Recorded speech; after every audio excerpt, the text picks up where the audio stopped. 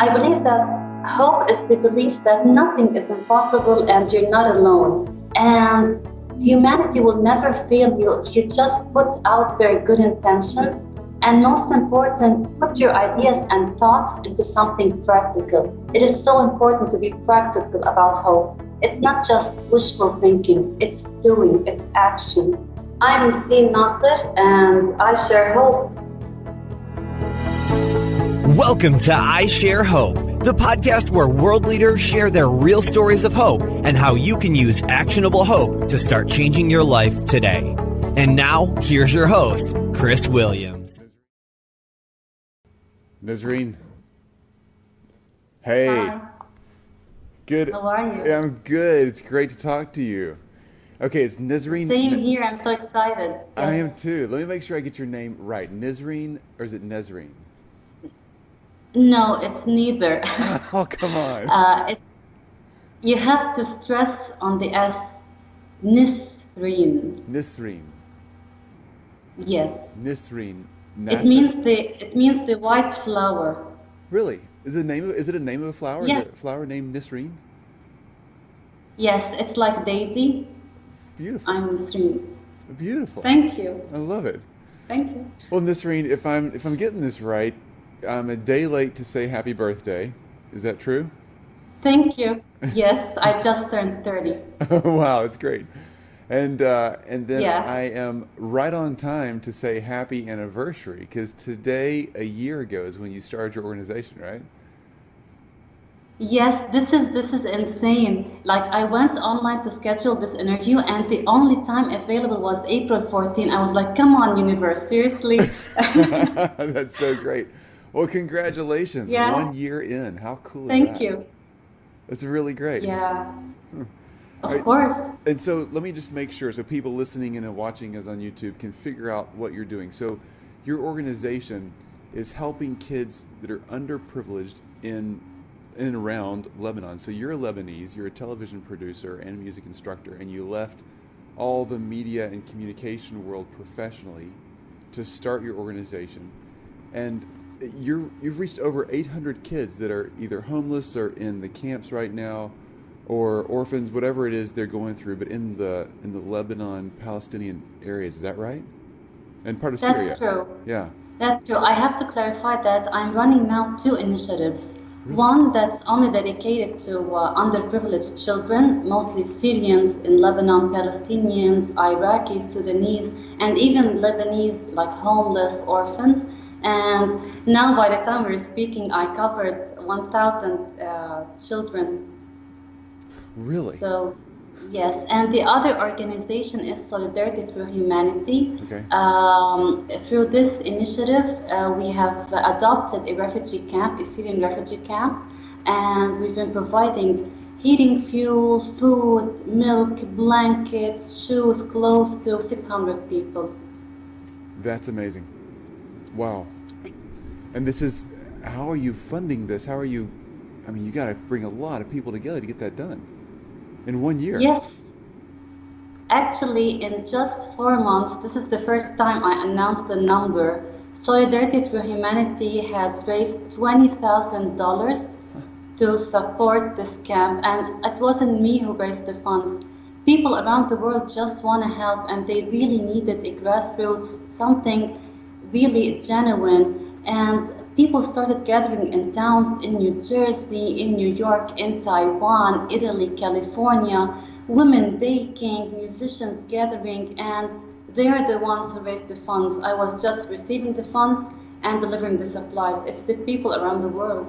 I love hearing that. I love it. But I tell you what, we all know it takes a leader to get us started. So thank you very much. Thank you, Chris. I'm still wrapping my brain around this leader thing. I think you're doing pretty good at it. I don't think you have much to worry about. Thank you. Yeah. It's the good intention. I understand. I think a good leader has to have good intentions. I agree. Selfless. You can't fake intention. it. You really can't fake it. You gotta be real. Absolutely. All right. Well, one last question has nothing to do with our interview, except you're the one who put it on your Skype. So when I look at your Skype name, or here your channel here, it's got you next to this awesome white dog. Yes. Is that your dog? I have no idea who that dog is. He No, just came really? to me at a restaurant by the beach, and he was like, "Mommy," I said, "Come here, baby." And right now I'm sitting next to two cats. I also rescue animals, Oh, great. and my house is gonna be a shelter soon. You're gonna be the crazy cat lady, right? Oh, I'm already that. That's awesome. We have two cats that are rescued, and we have two dogs that are rescued. So I tell you, I Oh, just love rescued pets. They're the best. yeah. Hmm. And they have a gratitude. I swear to God, they really have gratitude. I I know. mean, this one here, come here, potato. Potato? Potato was, yeah. Oh, Potato was hit by a car on New Year's Eve, oh and I no. saw on Facebook that he needs a vet. I was like, bring him to me, and I adopted him. And the little girl next to me here is her name is Sanji. She was thrown in the garbage when she was 1 month old. Wow. Her brothers and sisters died, so I adopted her. Wow. What's her name again? Sanji. Zanji. What does that mean? I have no idea. It just is. It's what her name was, right? It just has to be that way. Well, I call her several names. I call her Pamela in the morning, Lucy in the evening, but the name on her vet certificate is Zanjibila. In Arabic, it means ginger. But Zanjibila is a like long name. Like by the time I finished calling her, she would be bored. So I had to abbreviate Zanjibila into Zanji. So she's at this point in the day, your time. It's like you're in Lebanon. So what is it? 4 o'clock. Yes, it's four. Okay. So she's Lucy at this point in the day. Yes, she's Lucy now. Okay. That's awesome. I love having different names for different times of the day. That's really fun. I'm gonna do that for myself. I'm gonna have people call me a different name at different times of the day. It's so much fun, I swear. That's awesome. All right. Well, here we go. So you are part of our interview process for 1,000 people from all over the world who are sharing hope with their communities in a really special way. And we're trying to get a really good cross section of global population. So thank you for letting us interview you from Lebanon. I don't know if we've talked to any Lebanese guests yet. I have to look back, which is really cool. I was told I'm the first from Lebanon, Oh, and there this you even go. got me more excited. I love it. I'm the voice of the Lebanese now. That's great. How many people are in Lebanon? The population, Hmm. the Lebanese, or with the 2 million Syrian refugees that have came to Lebanon. That's a good Well, point. the population is around 3 million or 4 million, Okay. and you have registered Syrian refugees and unregistered Syrian refugees, but between you and me, we have like almost half of the Lebanese like population. Like we have an extra half added to them, like 4 million Lebanese and around 2 million Syrian refugees, Wow. just in the past couple years. Wow. I didn't realize it was that much of a change. I knew y'all had a lot of refugees coming in, but didn't realize And it you know what, doubled. Chris? What? The number of Syrian refugees in Lebanon is almost the same as the whole number of Syrian refugees in Europe. And Lebanon is a very small country, very small country. It's even like smaller than Connecticut. Hmm. So you can imagine how overpopulated it is now. Yeah. Wow. That's incredible. It's amazing that I'm surprised your infrastructures and food supplies, things like that, that must be really a huge strain. Of course, of course, it's been really, really pressuring the past few years. But you have to help your neighbors. Yeah, you do. Good for you. Good attitude. Okay, Nisreen, here we go. Question 1. Are you ready for this? I was born ready, Chris. I can tell. All right, question 1. What's your favorite quote about hope or your definition of hope that you really like? Okay, I was really thinking of my favorite quotation. Then I was like, there are many concepts in life that do not really have one definition. It's like asking someone about love. You can have a million definitions. It's based on the person's personal experience with love. One might say it breaks our hearts, it's horrible. Someone might say, oh boy, love is so good. And hope is like anything else. It can have sometimes a negative connotation to some and a positive connotation to some. So I'm just gonna tell you my concept of hope. But I came to terms with hope only recently, by the way. I believe that hope is the belief that nothing is impossible and you're not alone. And humanity will never fail you if you just put out their good intentions. And most important, put your ideas and thoughts into something practical. It is so important to be practical about hope. It's not just wishful thinking, it's doing, it's action. Well done. Well done. Question 2 then. Who has shared that kind of hope with you? Who's been a great sharer of hope in your life? Every single phase of my life had really a person who touched me in a certain way. And although this might sound typical, but my mother had really a huge role. The way maybe at some point I can share my story, if you don't mind. And only a few minutes before this interview, I decided to really speak out my story. That's our next question 3 is about your story, so I'm really excited you're willing to do that. Great. Well, like the first phase of my life, it was my mother. And at some point, there's an amazing human being. Her name is Shannon Grant. She's the one who actually helped birth Solidarity Through Humanity with me. And there are actually leaders who might not be with you now, but there are leaders who were with me on this journey. There's an amazing friend I have. Her name is April Sandron. She's been teaching in refugee camps with me for like 3 years. There's an amazing friend also. Her name is Rhea Asli. She's been supportive to me in many situations. There's a friend, his name is Adrian and David. They had faith in me and they held my hand and told me, you can really do this. I was so hesitant about, can I really help 600 people? And they were like, of course you can. So their hope and their faith actually helped me give hope to others. Beautiful, beautiful. That's great. Question 3 then. This is your chance to tell your story. I want to know what's happened in your life. Paint that picture for us so we can understand who you are and where you've come from and how you have come through those things with hope. Well, first, every person has a story. And although I had a story, sometimes when I meet people and I see certain behavior, I'd be like, okay, don't judge. These people must have had a story. And for the first time, I'm sharing this story, and even my family and friends are gonna be a bit shocked with what I'm about to say. Lebanon has been a troubled country for years. In the 70s, we had the civil war, and you have no idea about the numbers of casualties. The Lebanese themselves were fighting, and it was a really sad period in Lebanon. My father wanted to really stand up for those who weren't able to defend themselves. And the country was split into political parties. Like, they were fighting the whole time. It was basically sectarian, like based on the sects in Lebanon. The religions were fighting. So my father became this political activist, and he took bullets for people. He took bullets so that other people can live, other people can just escape with their kids to somewhere safe. But he had to pay a price for that, and he was taken into custody for 13 years.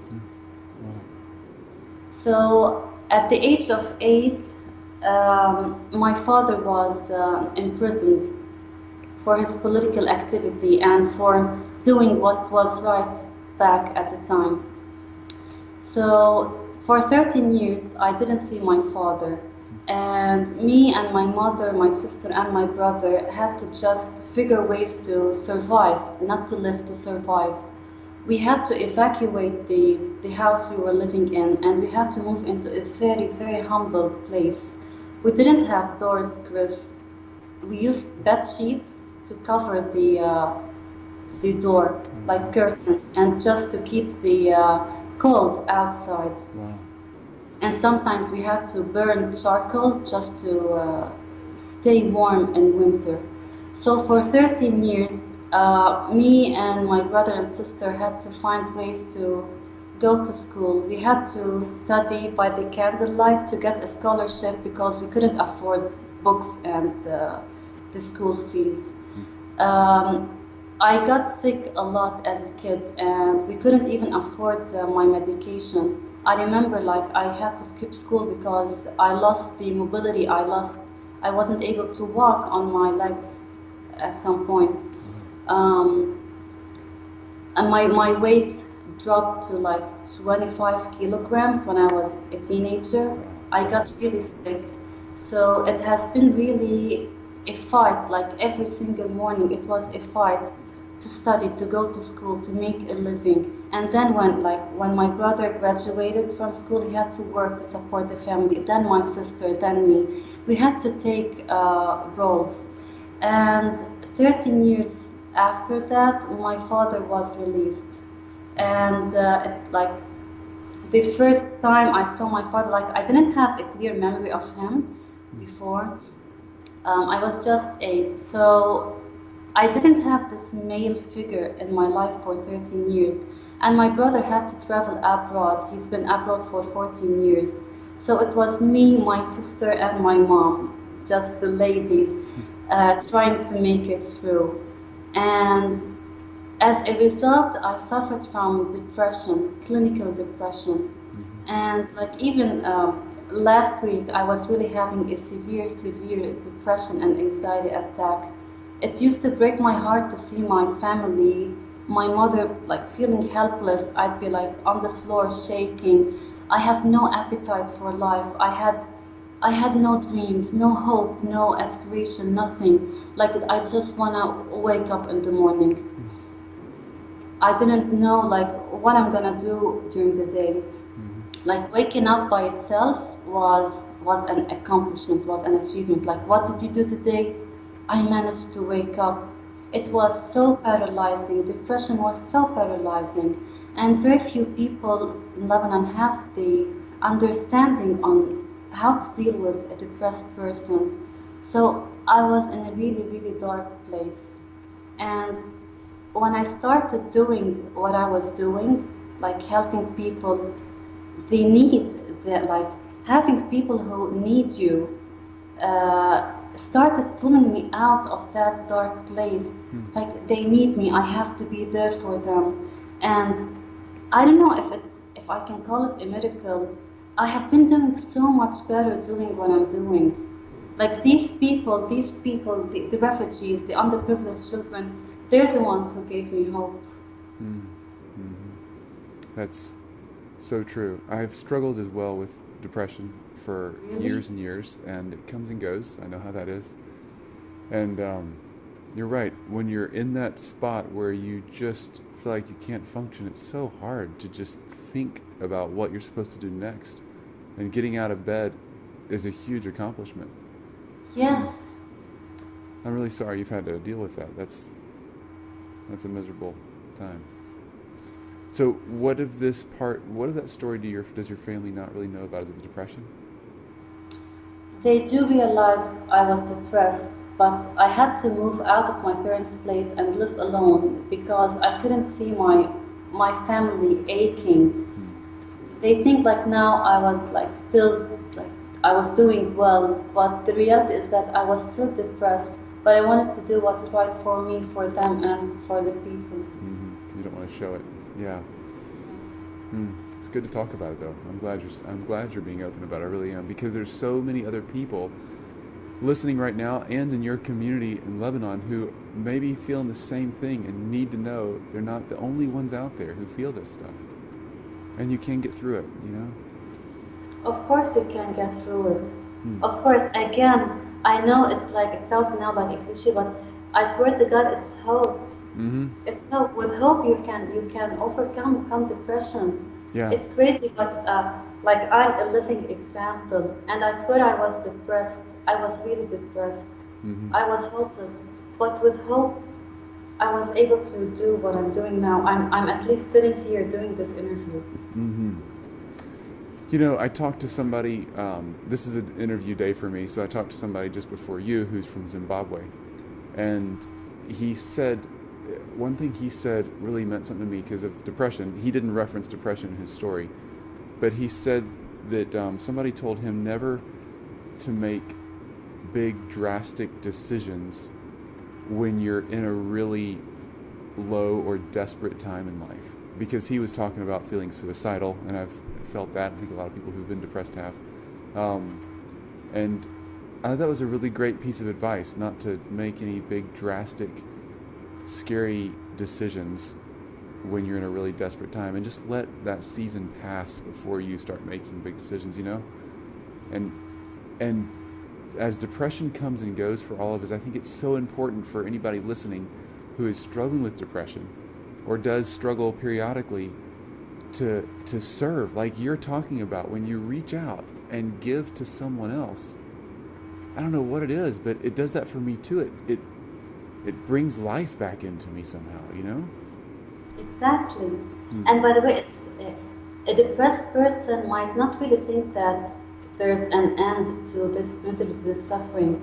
Like the logic just goes away. Yeah. He thinks that it's never gonna end. But if there's someone depressed out there, I promise you, there's gonna be a moment when you're gonna feel that you're collecting yourself again. And this is exactly what you should hang on to, and from there move forward. Wait for this little glimpse of hope.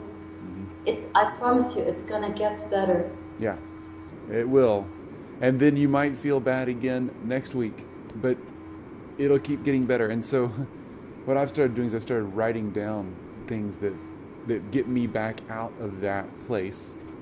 Because when I am really depressed, I can't remember any of them. Of course. And so I have to go back and look at whatever I did last month to get out of it. Me too. I do that. And I post them on the closet sometimes. It's a great idea. It's a good reminder. It is. And you don't have to go and start an organization like you have to get out and help someone. It can be something simple like helping your next door neighbor with a simple task or chore, or reading to a child who needs somebody to read to them, or raking and picking up somebody's sticks in their yard because they can't do it themselves. It doesn't matter. It's just something simple.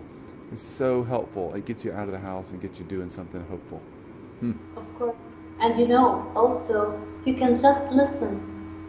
Just listen to the other person. I want to tell you something, if you allow me. Like little things that I've came across while I was doing my work with underprivileged children. Recently, I started teaching in a shelter and orphanage, like homeless kids who were abused, who would be selling like gum and flowers on the street, and if they do not make a certain amount of money, their parents would be abusing them, like go back out there and make more money. So I'm teaching these children at a shelter. The social workers took them from their parents, and I'm teaching them music therapy. I have a kid who stutters. Like even if he wants to say something, if I'm teaching him a song, he would listen to the song like with different lyrics. Like he creates his own lyrics.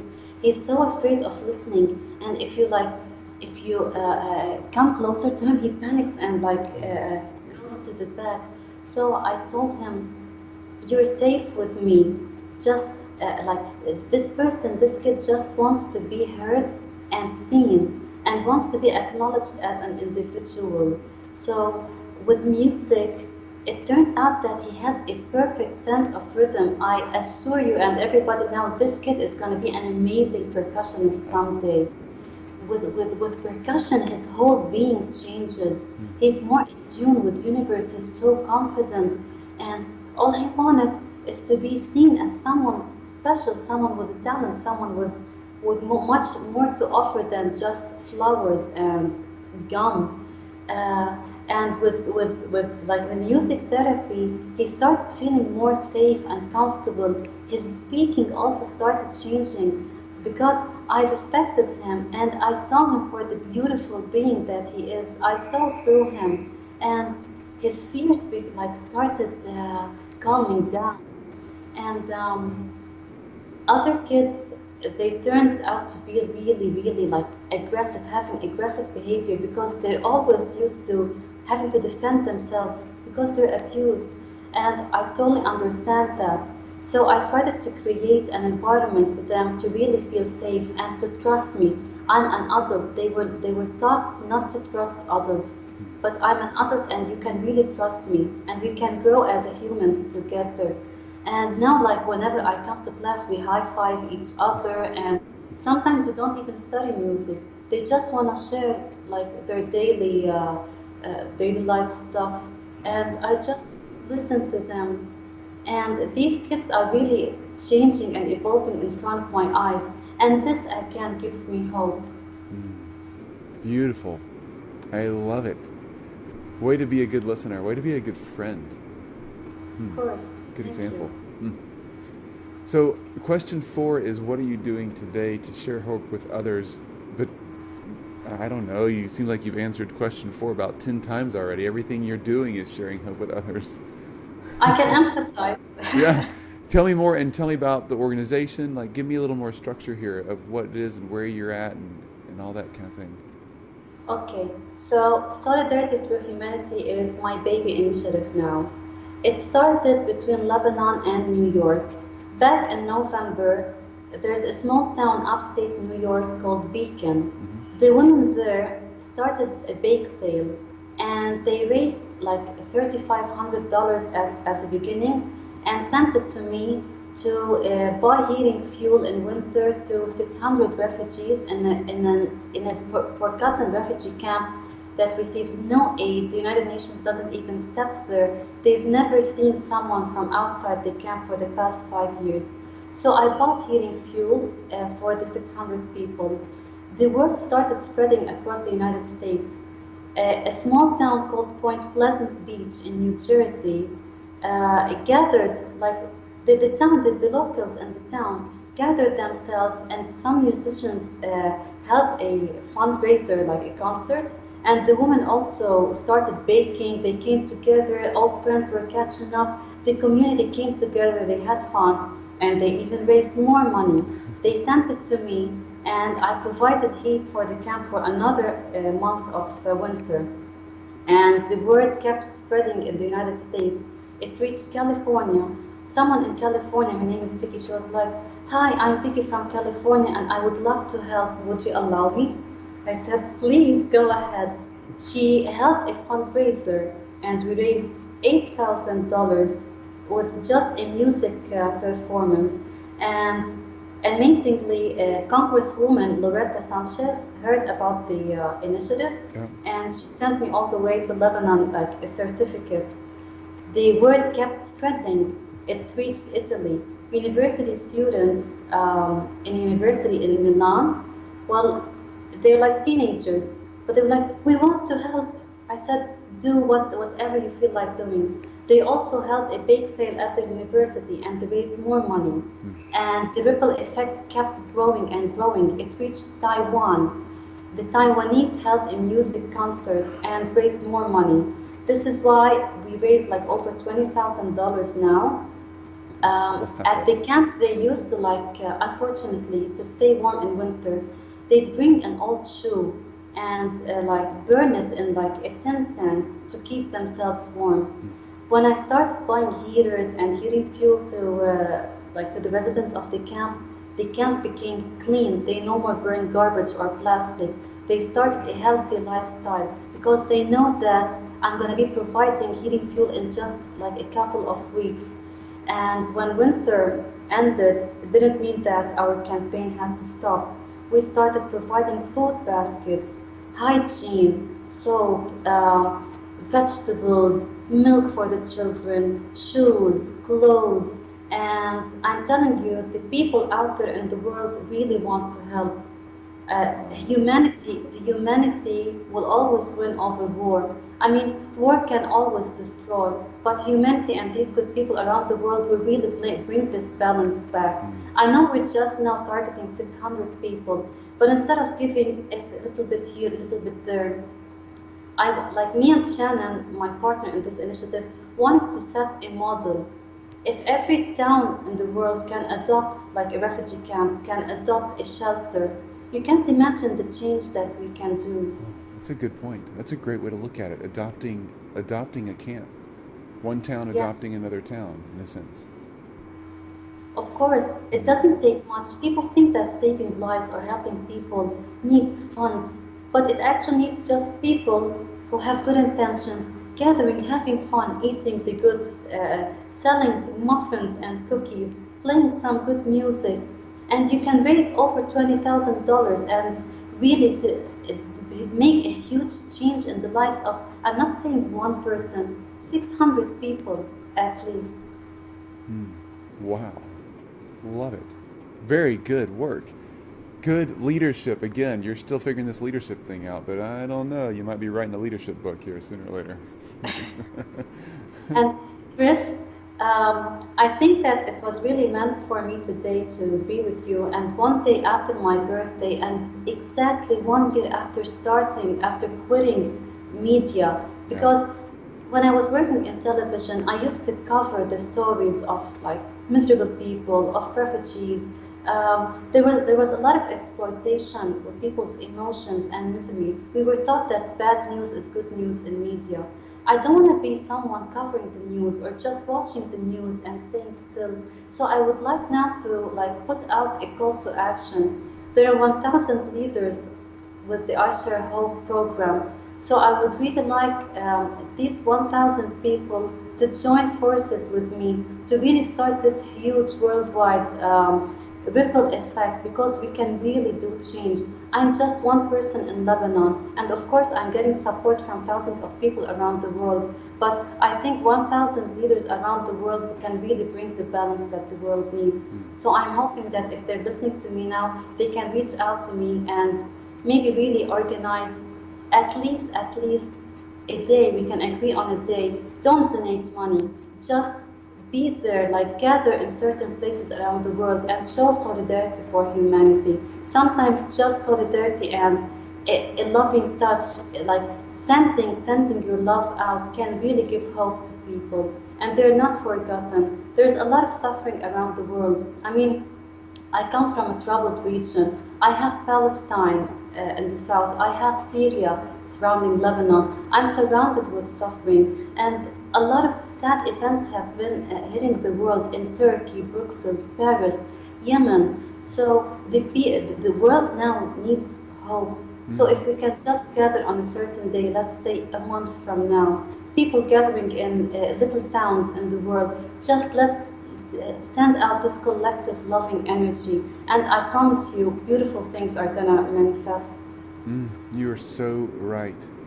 I love the challenge. I love it.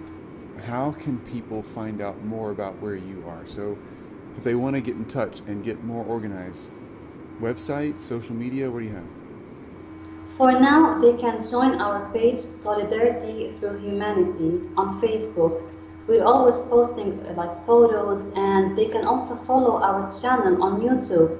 Whenever I go to the refugee camp to deliver supplies, I'm filming everything and sending messages from the people who donated and the people who are receiving these donations and building these bridges. So you can follow also the YouTube channel and see how little acts of kindness can bring happiness and improve people's lives. The YouTube channel is also under the same name, Solidarity Through Humanity. Awesome. Awesome. So we're going to put these links also on our website, because a lot of people are listening to this or watching this. They might not have something to take notes on. So isharehope.com is our website. If you go to the interview pages, and you'll find all the links under Nisreen's interview there. You'll find everything that we've talked about, all the links for her, so you can get in touch with her. That's awesome. Question 5. You ready for the last one? Shoot. Okay. The simple ABC steps, the 1, 2, 3s on how I should grow in with hope, or how I can share hope with somebody else today. Hope has to start from within you. Before even thinking of giving hope to someone else, it has to be genuine. So have faith in yourself and in this divine being that you are, and really have faith and hope that you can actually do anything you set your mind to doing. And just be a good listener. Give a touch of love to someone who needs it, and just be your authentic self as much as you can. Good words. Very good. Thank you so much. It's been a privilege talking to you. It really has.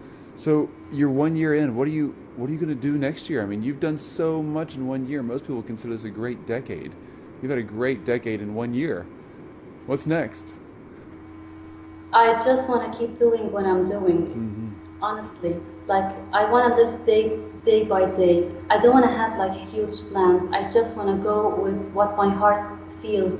And I just want to give hope to people who think that hope is like something like a fantasy. But no, it really exists. And I want to prove to people that I'm here and thousands and maybe millions of other people are there for them too. I love your spirit, your heart. Beautiful. Thank you, Chris. I really do. Don't tell me the interview is over. It's not over until you want it to be over, but at some point we do have to go, right? No, let me do this. Tell me this. We have each of our guests say their name and I share hope, and we'll put that at the very beginning of your episode. So I'm going to mute my microphone for a second, and you just say your name and I share hope. Does that make sense? Just that? Just that, yeah. We'll start with that, and then we'll do one more thing after that. So you go for it. I'm Nisreen Nasser, and I share hope. Perfect. Is there anything else you want to say? If you could have a quote or a statement or something that kind of really summed up your interview, or not just your interview, you're thinking about hope right now. Maybe it's the definition you mentioned earlier, the quotes. You tell me, what's best for you? Well, I can only think of just one thing. You're not alone. That's great. You know, that's so true. That is so true. Nisreen, that's a great way to leave this, because people who are feeling hopeless feel alone. They come together. Loneliness and hopelessness, they really do stay together. You really are not alone. If you are feeling that way, this is not a counseling show. We sure don't know any professionally counseling tips, but you do need to reach out. Reach out to people in your community. Reach out to us on social media, whatever it is. Chris Williams HQ is where all of my social media connections are, no matter what platform you're on, Chris Williams HQ. But I would love to talk to you. Nisreen would love to talk to you. There's so much going on that you can get involved in and you can do that are little things that make a huge difference in your life and somebody else's. I love what you're doing. Thank you. Well, Thank you, Chris. Say good evening to Potato and Lucy. Nancy. Nancy, Potato Nancy, that's right. Oh, no. What's her name now? Is it? Oh, no, now it's Pamela. Pamela, oh. Yeah. Has it changed already? Yeah. Yeah, it's now almost like 4:30. Okay, that's true. That's Thank you great. so much, Chris, for this amazing opportunity. I really needed this for myself, and I'm sure for others. I needed it too. I've done this project, and you know, this project started as a way for me to get hope, because I was depressed and suicidal and just working on a lot of hard stuff, and I wanted to talk to people who'd made it through something or are hopeful.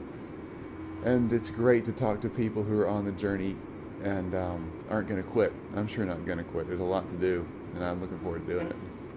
All right? Me too. Have a great afternoon. Thank you, Chris. Thank you very much. Have a Bye-bye. good evening. Bye. You've just listened to I Share Hope. If you're ready to make a change, head to our website at isharehope.com and claim your free copy of the Top 10 Actions of Hope from World Leaders to use hope in your own life. Thanks for listening, and we'll talk to you next time.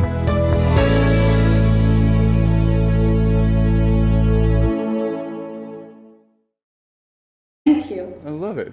Thank you. Well, Nisreen, if I'm getting this right, I'm a day late to say happy birthday. Is that true? Thank you. Yes, I just turned 30. Wow, that's great. And then Yeah. I am right on time to say happy anniversary, because today, a year ago, is when you started your organization, right? Yes, this is insane. Like, I went online to schedule this interview, and the only time available was April 14. I was like, come on, universe, seriously? That's so great. Well, congratulations. Yeah. 1 year in. How cool is that? Thank you. That's really great. Yeah. Of I- course. And so let me just make sure, so people listening in and watching us on YouTube can figure out what you're doing. So your organization is helping kids that are underprivileged in and around Lebanon. So you're a Lebanese, you're a television producer and music instructor, and you left all the media and communication world professionally to start your organization. And you've reached over 800 kids that are either homeless or in the camps right now, or orphans, whatever it is they're going through, but in the Lebanon, Palestinian areas. Is that right? And part of Syria. That's true. Yeah. That's true. I have to clarify that I'm running now two initiatives.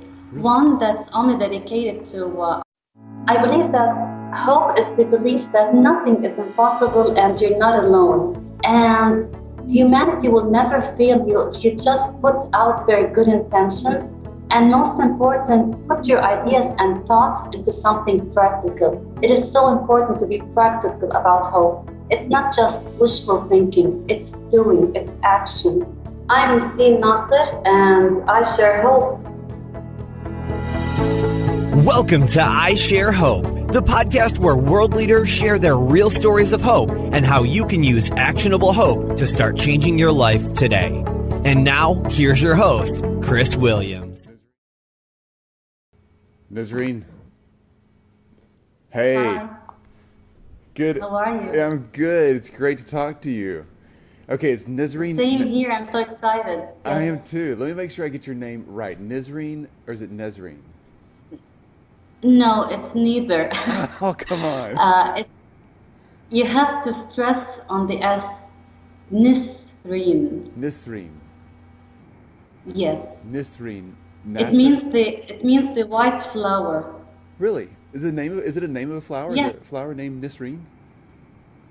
Yes, it's like Daisy. Beautiful. I'm Nisreen. Beautiful. And delivering the supplies. It's the people around the world. I love hearing that. I love it. But I tell you what, we all know it takes a leader to get us started. So thank you very much.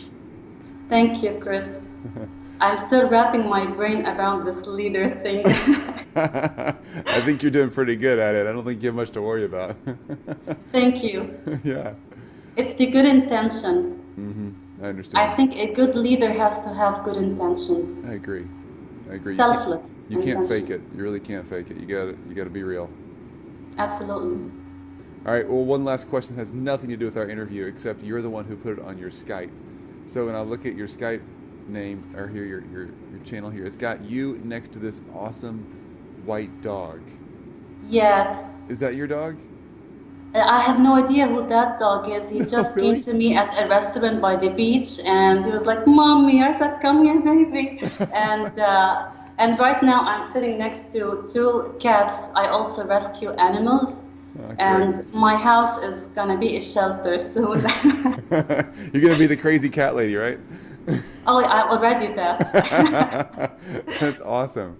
We have two cats that are rescued, and we have two dogs that are rescued. So I tell you, I just love rescued pets. They're the best. Underprivileged children, mostly Syrians in Lebanon, Palestinians, Iraqis, Sudanese, and even Lebanese, like homeless orphans. And now, by the time we're speaking, I covered 1,000 children.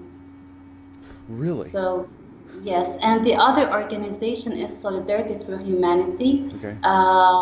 Through this initiative, we have adopted a refugee camp, a Syrian refugee camp, and we've been providing heating fuel, food, milk, blankets, shoes, clothes to 600 people.